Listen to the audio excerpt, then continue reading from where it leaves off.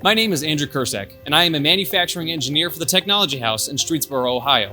Here at the Technology House, we do machining, injection molding, 3D printing, paint, assembly. We can help anywhere from prototyping to production. Pretty much, if you have a product, we can figure out a way to manufacture it. For my education, I graduated from the University of Akron with a degree in biomedical engineering, specifically biomechanics.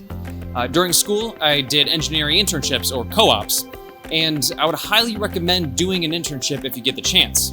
I was able to really see what the field is about, see what I enjoy and what I don't like about the career, and help give me a little bit of direction.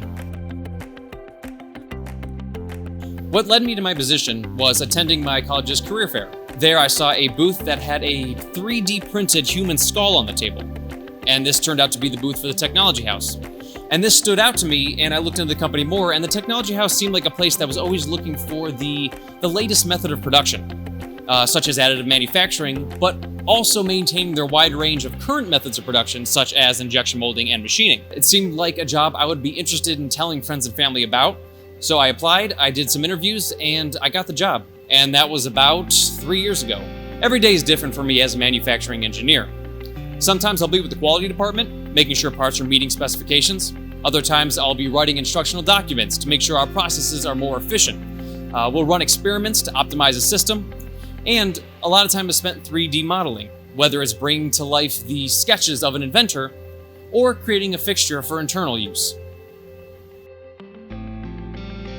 My advice to you, don't be afraid to ask questions. When I did my engineering co-op, I know there were plenty of times someone would ask me to do a job, and I would just nod and say yes, even if I didn't fully comprehend what they were telling me. This led to wasted time. So don't worry about trying to impress anybody by pretending to already know all this information, because your coworkers, your professors, your colleagues, they are going to be the best resource, especially if they've been doing this for a long time.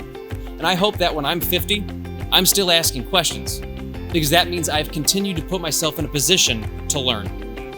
Good luck.